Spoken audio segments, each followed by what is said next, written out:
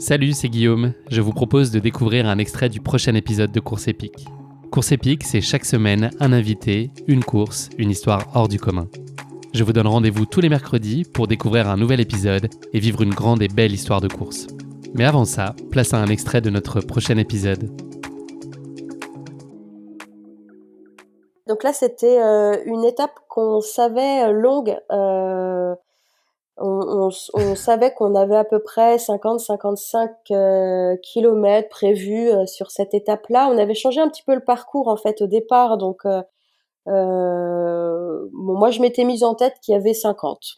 Voilà, j'avais dû préparer mon truc. Je m'étais mise en Improbable. tête une distance que j'aurais pas dû. J'aurais jamais dû faire ça.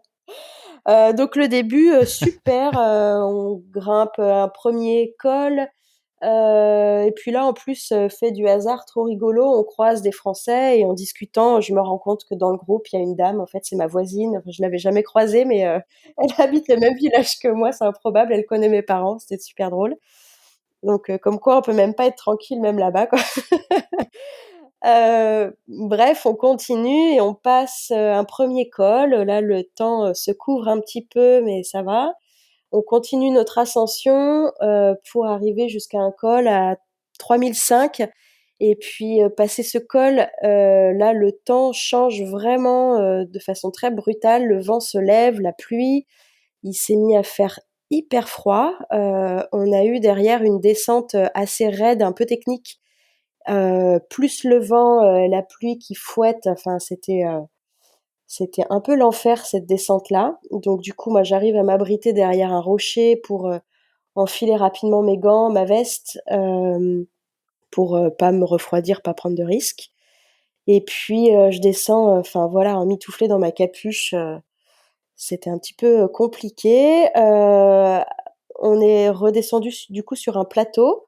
Et puis par chance, sur ce plateau-là, un petit peu plus loin, il y a un refuge dans lequel on a réussi à s'abriter. Donc on a pu boire un thé, enlever nos affaires, les mettre à sécher un petit peu, le temps que la pluie passe et que le vent se calme.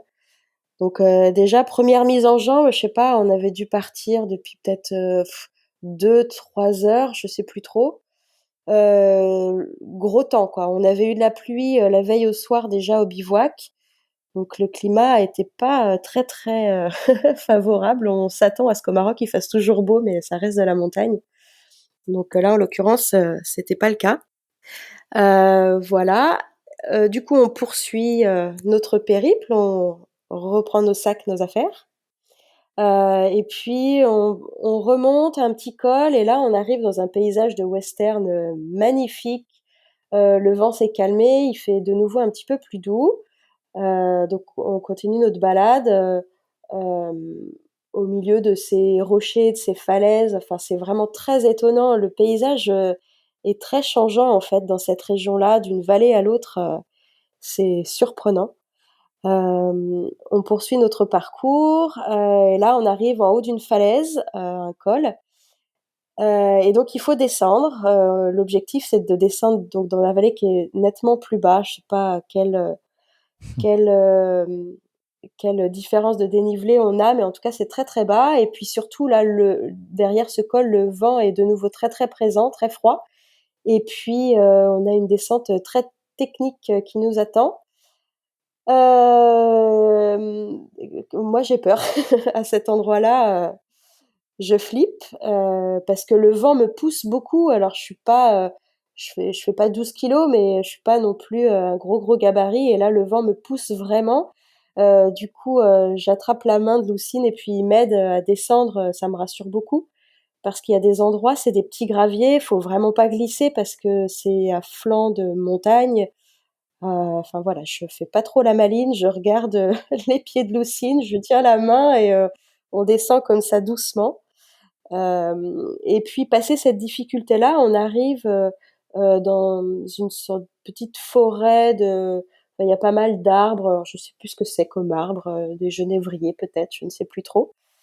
Mais là, je me repose un petit peu, je m'assois, Je prends quelques photos et je regarde la vallée en bas qui est magnifique, très verdoyante. Il y a quelques villages.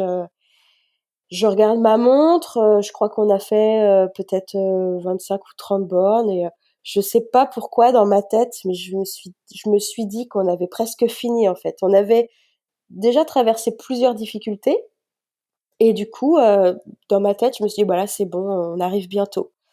Et c'est là que j'aurais jamais dû me dire ça. Parce qu'on n'était pas du tout arrivés, et le reste du chemin, sera très long.